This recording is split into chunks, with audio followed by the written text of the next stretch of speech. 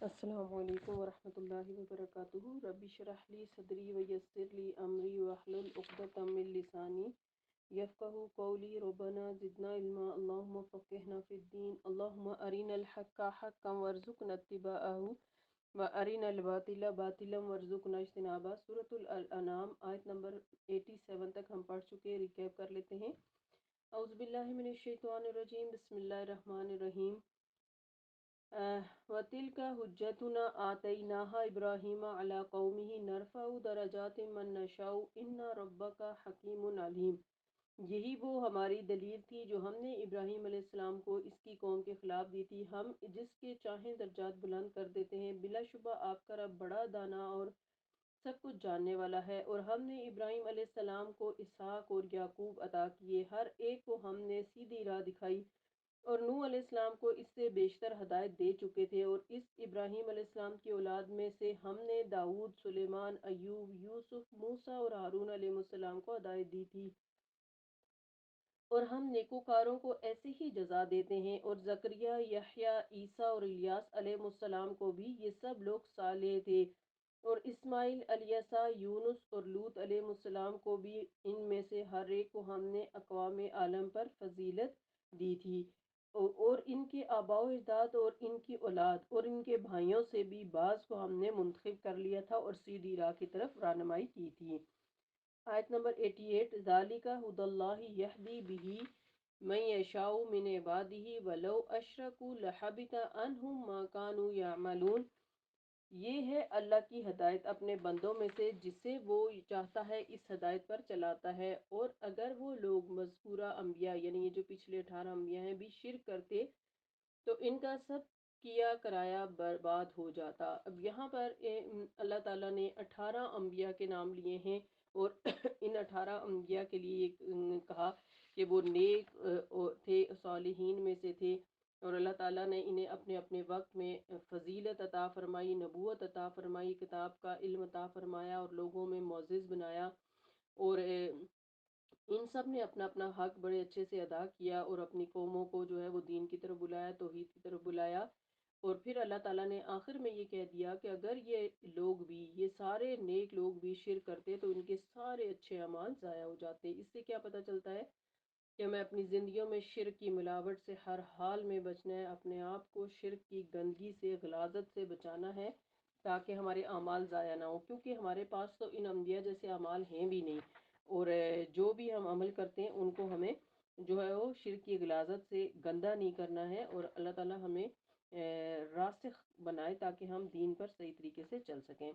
اگلی آیت پر چلتے ہیں، آیت نمبر 89، اولئک، یہی وہ لوگ، الذین ہیں، آتیناہم الکتاب، جن کو دی ہم نے کتاب،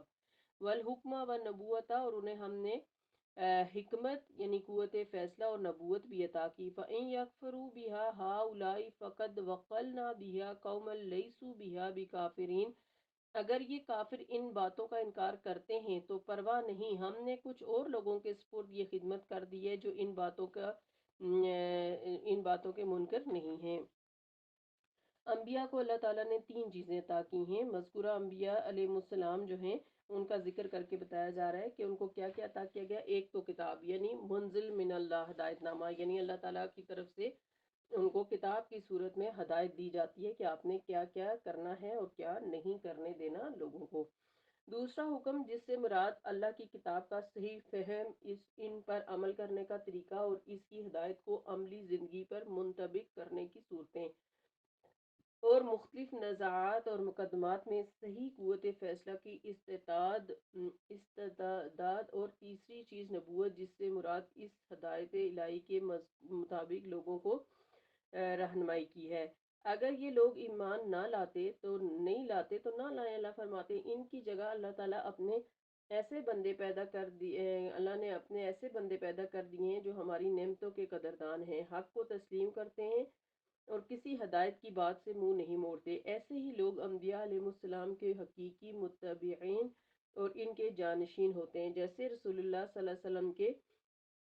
پیروکار مہاجرین اور انصار کی یہی صفات تھیں۔ پھر آیت نمبر 90، اولئک الذین ھدی اللہ فبہداہ مقتدہ قل لا اسألکم علیہ اجرا ان ہوا الا ذکر للعالمین۔ یہی لوگ ہیں جنہیں اللہ نے ہدایت کی تھی، آپ انہی کے راستے پر چلیے اور کہہ دیجئے کہ اس تبلیغ و رسالت کے کام پر تم سے اجرت نہیں مانگتا، یہ تمام جہان والوں کے لیے ایک نصیحت ہے۔ سابقہ شریعتوں کا اتباع کس صورت میں کرنے کو کہا گیا ہے؟ یعنی تمام انبیاء علیہ السلام کا دین یا دستور اساسی ایک ہی رہا، جیسے توحید۔ ہر نبی نے آ کر توحید کی دعوت دی اور شرک سے بیزاری ظاہر کی، اور اس کے خلاف جہاد، یعنی شرک کے خلاف جہاد، اللہ کی فرما برداری اور روز آخرت پر ایمان وغیرہ۔ لہٰذا جو کچھ ان کا دین تھا، آپ بھی صلی اللہ علیہ وسلم بھی وہی دین اختیار کیجئے، اسی ہدایت کی اتباع کیجئے، اور شریعت ہر نبی کو الگ الگ اس کے زمانے کے ماحول کے مطابق دی گئی۔ اس آیت سے ایک اور اہم بات پتہ چلتی ہے، اور وہ یہ ہے کہ جو کوئی حکم کسی بھی نبی کی شریعت میں مذکور ہو اور اللہ تعالیٰ نے یا رسول صلی اللہ علیہ وسلم نے وہ حکم بیان کرتے ہوئے اس پر نکیر نہ فرمائی ہو، وہ حکم امت محمدی کے لیے واجب الاتباع ہے۔ نکیر سے مراد یہ ہے کہ اس پر کوئی یعنی سزا نہ بتائی ہو، تو وہ حکم امت محمدیہ کے لیے بھی واجب الاتباع ہوگا۔ قرآن کریم میں اس کی مثال مثلاً اعضاء و جوارے کا قصاص ہے۔ بنی اسرائیل کو یہ حکم دیا گیا تھا کہ آنکھ کے بدلے آنکھ، ناک کے بدلے ناک، کان کے بدلے کان، دانت کے بدلے دانت، اور اسی طرح زخموں کا بھی ویسا ہی بدلہ ہوگا۔ یہ تورات کا حکم ہے جسے قرآن نے سورۃ المائدہ کی آیت نمبر 45 میں بیان فرمایا اور اس پر نکیر نہیں فرمائی، لہٰذا یہ حکم امت محمدیہ کے لیے بھی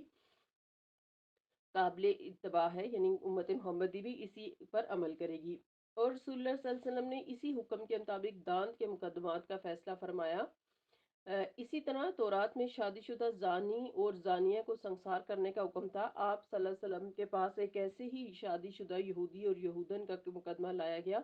تو آپ صلی اللہ علیہ وسلم نے انہیں سنسار کرنے کا حکم دیا، اور ساتھ ہی یہ بھی فرمایا کہ اے اللہ، سب سے پہلے میں تیرے اس حکم کو زندہ کرتا ہوں جسے ان یہود نے مردہ کر دیا تھا۔ یہ صحیح مسلم کی حدیث میں ہے۔ مزید تفصیل سورہ مائدہ میں بھی آپ دے سکتے ہیں، یعنی آپ صلی اللہ علیہ وسلم نے بجائے نکیر کے اس حکم کو زندہ کرنے کی تحسین فرمائی، تعریف فرمائی، یعنی رجم کے۔ تو یہ رجم کا حکم امت محمدیہ کے لیے بھی ویسے ہی واجب الاتباع ہوا، اور حدیث رسول صلی اللہ علیہ وسلم میں اس کی بہت سی مثالیں بھی ہمیں ملتی ہیں۔ اس سے معلوم ہوا کہ آپ صلی اللہ علیہ وسلم کی رسالت بھی تمام اقوام عالم کے لیے اور قیامت تک کے لیے ہے، اور یہ قرآن بھی اسی طرح سب لوگوں کے لیے کتاب ہدایت ہے۔ اس کے بعد نہ کوئی نبی یا رسول آنے والا ہے، اور نہ ہی اللہ کی طرف سے تا قیامت کتاب نازل ہونے والی ہے۔ آیت نمبر 91، وما قدر الله حق قدره إذ قالوا ما أنزل الله على بشر من شيء قل من أنزل الكتاب الذي جاء به موسى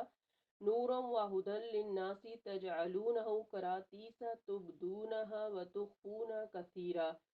وعلمتم ما لم تعلموا أنتم ولا آباؤكم قل الله ثم ذرهم في خوضهم يلعبون۔ پوچھئے جو کتاب موسیٰ علیہ السلام لائے تھے، ان لوگوں نے اللہ کو ان لوگوں نے اللہ کو ایسے ہی نہیں پہچانا جیسے اسے پہچاننا چاہیے تھا۔ کہتے ہیں کہ اللہ نے کسی بشر پر کبھی کچھ بھی نہیں اتارا۔ آپ صلی اللہ علیہ وسلم ان سے پوچھئے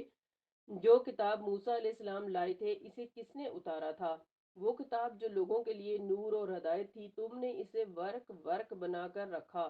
ان میں سے کچھ ورق تو ظاہر کرتے ہو اور زیادہ تر چھپا جاتے ہو۔ اس کتاب سے تمہیں وہ کچھ سکھایا گیا تھا جو نہ تم جانتے تھے اور نہ تمہارے آباء و اجداد۔ آپ صلی اللہ علیہ وسلم کہہ دیجئے اسے اللہ ہی نے اتارا تھا، پھر انہیں چھوڑیے کہ وہ اپنی فضول بحثوں ہی میں پڑے رہیں۔ اس آیت میں یہ بتایا گیا ہے کہ قرآن کا نزول بشر پر، یعنی جو یہ خطاب یہود سے ہے خصوصاً، جنہوں نے رسول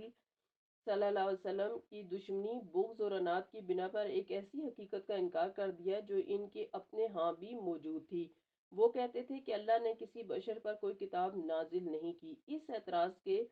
اللہ تعالیٰ نے دو طرح سے جواب دیے۔ ایک یہ کہ انہیں اللہ تعالیٰ کی پوری معرفت یعنی پہچان ہی نہیں ہوئی، کیونکہ نہ تو اللہ خود لوگوں سے کلام کرتا ہے اور نہ ہی اس کام کے لیے انسانوں کے لیے کوئی فرشتہ بھیجتا ہے۔ اس کی ممکنہ صورت یہی ہے کہ اللہ اپنے کلام فرشتوں کے ذریعے سے صرف نبی پر نازل فرمائے، اور دوسرا جواب یہ ہے کہ یہ تو تم تسلیم کرتے ہو کہ موسیٰ علیہ السلام بشر تھے، آدم کی اولاد سے تھے، اور ان کے ماں باپ بھی موجود تھے، تو ان پر جو کتاب اتاری گئی تھی وہ کس نے اتاری تھی، یعنی تورات؟ اگر یہ کتاب اللہ نے نہیں اتاری تھی تو پھر تم اسے اتنا سنبھال سنبھال کے کیوں رکھتے ہو؟ اور اس کتاب میں جو ہدایت کی باتیں اور علم کی روشنی ہے، کیا اللہ کے علاوہ کوئی اور ایسی باتیں بتا سکتا ہے جو ہدایت کی باتیں اس کتاب میں موجود ہیں؟ انہیں نہ تو تم جانتے تھے اور نہ تمہارے باپ دادا، پھر ایسی کتاب اللہ کے سوا کوئی اتار سکتا ہے بھلا؟ یعنی تورات کی یہاں پہ بات ہو رہی ہے۔ تمہارا اس کتاب کا کچھ حصہ لوگوں کو بتانا اور اپنی خواہشات کے مطابق کچھ حصے کو چھپانا، یہ سب کچھ اس بات پر دلالت کرتا ہے کہ یہ کتاب اللہ کی طرف سے آئی ہے اور تمہارے لیے حجت ہے، ورنہ اگر یہ کسی انسان کی تصنیف ہوتی تو تمہیں ایسا کرنے کی ضرورت ہی نہیں تھی۔ یعنی کہ جو یہاں اس آیت میں یہ کہا جا رہا ہے کہ تم نے اسے ورک بنا کے رکھا ہوا ہے، اور کچھ ورک تم ظاہر کرتے ہو اور زیادہ چھپا جاتے ہو، اس کا مطلب یہ ہے کہ جو احکامات تمہیں مناسب لگتے ہیں اپنے دنیاوی فائدے کے لیے، وہ تو تم لوگوں کے سامنے ظاہر کر دیتے ہو، اور جو تمہیں لگتا ہے کہ اس حکم کو لوگوں کو بتانے سے ہم خود ہی مشکل میں پڑ جائیں گے، وہ احکامات تم تورات میں سے چھپا جاتے ہو۔ اور آج کے دور میں بھی اس کی مثال کیا ہے کہ لوگوں کو قرآن پاک کا جو حکم آسان لگتا ہے وہ اس کو بڑے اچھے طریقے سے بیان کرتے ہیں علماء، اور اس پر عمل بھی کرتے ہیں، اور جس پر انہیں خود عمل کرنا مشکل لگتا ہے وہ عوام کو بھی نہیں بتاتے۔ اور بشر اور رسول کی بحثیں فضول ہیں، یعنی یہ ایسے سوال تھے جن کا جواب نہ دینے ہی میں یہود نے اپنی عافیت سمجھی، کیونکہ اس کا جواب ان کے خلاف پڑتا تھا، لہٰذا اللہ نے خود ہی اس کا جواب بتا دیا کہ ان سے کہہ دیجئے کہ تورات تو اتارنے والا اللہ ہی ہے، اور اس نے اسے ایک بشر ہی پر نازل کیا تھا۔ وہی فضول قسم کی بحثیں، مثلا چونکہ فلاں بشر ہے اس لیے وہ نبی نہیں ہو سکتا، یا چونکہ فلاں نبی ہے اس لیے وہ بشر نہیں ہو سکتا، تو انہیں ان بحثوں میں الجھا رہنے دیں۔ اللہ تعالیٰ فرماتے ہیں ایسے لوگ ہدایت کے طالب ہی نہیں ہوتے، یعنی ان کا مقصد صرف بحثیں ہی کرنا ہوتا ہے، انہیں ہدایت ان سے کوئی خاص دلچسپی نہیں ہوتی۔ آیت نمبر 92، وَهَذَا كِتَابٌ أَنزَلْنَاهُ مُبَارَكٌ مُصَدِّقٌ لِّلَّذِي بَيْنَ يَدَيْهِ وَلِتُنذِرَ أُمَّ الْقُرَىٰ وَمَنْ حَوْلَهَا وَالَّذِينَ يُؤْمِنُونَ بِالْآخِرَةِ يُؤْمِنُونَ بِهِ وَهُمْ عَلَىٰ صَلَاتِهِمْ يُحَافِظُونَ۔ اور یہ کتاب جو ہم نے اتاری ہے بڑی خیر و برکت والی ہے، اپنے سے پہلے کتابوں کی تصدیق کرتی ہے، اور اس لیے اتاری ہے کہ آپ اس کے ذریعے سے اہل مکہ اور آس پاس کے لوگوں کو ڈرائیں، اور جو لوگ آخرت پر یقین رکھتے ہیں وہ اس بات پر ایمان لاتے ہیں اور وہ اپنی نمازوں کو پابندی سے ادا کرتے ہیں۔ تو یہاں پر بتایا یہ جا رہا ہے کہ دور نبوی میں تورات کی صورت، اس آیت کے اس جملے سے معلوم ہوتا ہے کہ آپ صلی اللہ علیہ وسلم کے زمانے میں جو تورات یہود کے پاس تھی وہ مجلد کتاب کی صورت میں نہیں تھی، بلکہ الگ الگ اوراق کی صورت میں تھی، یعنی اس کے ورق الگ الگ کیے ہوئے تھے، اور یہود کے لیے ایسی صورت میں بددیانتی کرنا نسبتاً بہت آسان تھا۔ وہ جن آیات کو چھپانا چاہتے وہ ورق ہی غائب کر دیتے، اور جو کچھ اس کتاب میں تحریف کرنا یعنی تبدیلی کرنا اور من مانی تعویل کرنا یا اس کی شرح کرنا مقصود ہوتی تو الگ نیا ورق لکھ کر اس میں شامل کر دیتے۔ رجم کی آیت یا رسول اللہ صلی اللہ علیہ وسلم سے متعلق آیات کو وہ اسی طرح چھپا جاتے تھے کہ ایسے ورق یعنی اوراق درمیان سے نکال کر انہیں غائب کر دیتے، اور اس بات کی یعنی تورات کے الگ الگ اوراق پر لکھا ہونے کی تائید اس حدیث سے ہو جاتی ہے کہ ایک دفعہ سیدنا عمر رضی اللہ عنہ کو ایسے چند اوراق مل گئے جنہیں انہوں نے رسول اللہ صلی اللہ علیہ وسلم کے سامنے پڑھنا شروع کر دیا، جس سے آپ صلی اللہ علیہ وسلم کے چہرے پر ناراضگی کے آثار نمودار ہو گئی۔ یہ حدیث اپنے مناسب مقام پر جو ہے وہ گزر بھی چکی ہے۔ دوسری بات جو اس آیت سے معلوم ہوتی ہے وہ یہ ہے کہ تورات کی کئی آیات ایسی بھی تھیں جن کا صحیح مطلب علماء یہود کو اس وقت معلوم ہوا جب قرآن کی تعلیم عام ہوئی، اس سے پہلے نہ علماء یہود کو ان آیات کے مفہوم کا علم تھا نہ ان کے آباء و اجداد کو۔ تو قرآن جو ہے بابرکت کتاب کیسے ہے؟ یہ قرآن کریم ہی کی بابرکت ہونے کا نتیجہ تھا کہ اس نے عرب جیسی جاہل قوم کو جو قبائلی دشمنیوں کی وجہ سے ہر وقت برسر پیکار اور لڑتی مرتے رہتے تھے، ایک مہذب قوم بنا کر چند ہی سالوں میں ان کی کایا پلٹ کر رکھ دی۔ ان کے اخلاق اور عادات اس قدر اعلیٰ بن گئے کہ یہی جاہل وحشی اور اجڑ قوم تمام اقوام عالم کی پیشوا بن گئی، بڑی بڑی طاقتوں کو سرنگوں کیا اور دنیا کے ایک کثیر حصے پر قابض ہو کر ان میں علوم و تہذیب پھیلانے کے سبب بن گئے۔ قرآن کی تعلیم نے انہیں ذلت کی گہرائیوں سے نکال کر عزت کے مقام پر پہنچا دیا۔ قرآن کریم کے اللہ کا کلام ہونے پر 4 دلائل موجود ہیں۔ اس سے پہلے آیت میں یہ گزر چکا ہے کہ ایک بشر پر اللہ کا کلام نازل ہو سکتا ہے۔ اس سے از خود یہ بات بھی معلوم ہو جاتی ہے کہ رسول اللہ صلی اللہ علیہ وسلم جنہیں سب لوگ بشر تسلیم کرتے تھے، ان پر اللہ کا کلام نازل ہو سکتا ہے۔ رہی یہ بات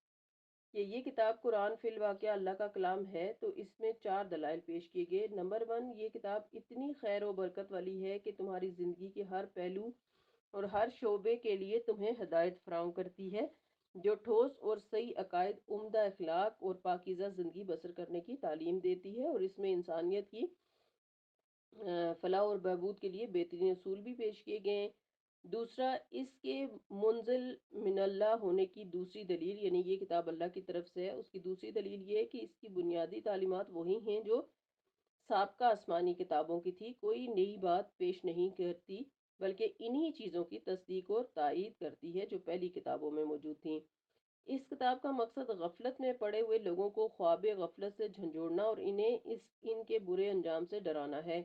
آپ صلی اللہ علیہ وسلم کو ہدایت کی گئی کہ آپ اس کام کا آغاز اس مرکزی شہر مکہ اور اس کے آس پاس کی بستیوں سے کیجیے۔ چوتھی بات جو بطور نتیجہ بتائی گئی یہ ہے کہ اس کتاب سے ہدایت صرف وہ لوگ پائیں گے جو اپنی خواہشات نفس کے غلام نہ ہوں، بلکہ اللہ اور روز آخرت کی باز پرس سے انسان کی تصنیف کتاب میں باز پرس سے ڈرتے ہوں، اور اس کی واضح علامت کے طور پر نماز کی باقاعدگی سے حفاظت کرتے ہوں۔ یہ سب ایسی باتیں ہیں جو کسی انسان کی تصنیف یعنی کتاب میں نہیں ہو سکتی، یعنی انسان اس طرح کی کتابیں نہیں لکھتے۔ اس کتاب یعنی قرآن پاک میں انسانوں کی جو ہے وہ دنیا بھی کی بھی بھلائی کا ذکر ہے، لیکن زیادہ تر آخرت کی بھلائی کا ذکر ہے، اور جو انسانوں کی لکھی ہوئی کتابیں ہوتی ہیں ان میں زیادہ تر دنیا بنانے کے طریقے جو ہیں وہ سکھائے جاتے ہیں۔ آج کی آیات میں ہم نے جو ہے وہ یہ پڑھا کہ ہمیں ان انبیاء کے جیسے اعمال کرنے اور شرک سے ہر حال میں بچنا ہے، تاکہ ہمارے اعمال جو ہیں وہ ضائع ہونے سے بچ جائیں۔ اور اس کے علاوہ یہ کہ اللہ تعالیٰ کی جو طرف سے ہدایت قرآن پاک کی صورت میں آئی ہے، اس کے ایک ایک لفظ کو سمجھ کر اس پر عمل کرنا ہے۔ اور پھر جو یہود کے عقائد تھے کہ اللہ نے کسی انسان پر کچھ نہیں اتارا اور مرضی کے احکامات کو لوگوں کو بتاتے تھے، تو ہمارے لیے سیکھنے کی بات یہ ہے کہ ہمیں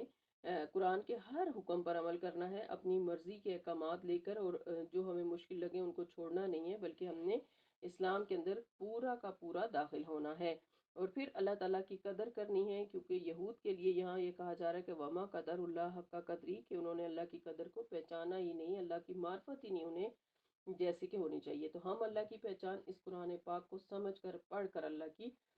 پہچان بھی کر سکتے ہیں، اور پھر جب ہم پہچان لیں گے تبھی ہم اللہ کی قدر بھی کر سکیں گے۔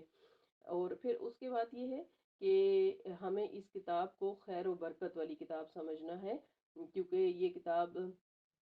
ہمارے لیے ہر طرح کی خیر و برکت لاتی ہے، ہماری دنیا کی زندگی میں بھی آسانیاں پیدا کرتی ہے اور ہماری آخرت کو سنوارتی ہے۔ اس کتاب میں پچھلی تمام کتابوں کی تصدیق موجود ہے، اور اس کے ذریعے سے ہمیں اپنے آپ کو بھی آخرت سے ڈرانا چاہیے اور دوسرے لوگوں کو بھی، اور اللہ تعالیٰ کی جنت کے وعدوں پر یقین کرتے ہوئے زندگی گزارنی چاہیے۔ اللہ تعالیٰ ہم سب کو بہترین عمل کی توفیق دے اور اپنے فرما بردار، ذاکر، شاکر اور صابر بندوں میں شامل فرمائے۔ اللہم انا نسألک الحسن الخاتمہ، اللہم ثبت بکلمہ لا الہ الا اللہ عند الموت، آمین۔ سبحانک اللہم و بحمدک، نشہد ان لا الہ الا انت، نستغفرک و نتوب الیک۔ السلام علیکم ورحمۃ اللہ وبرکاتہ۔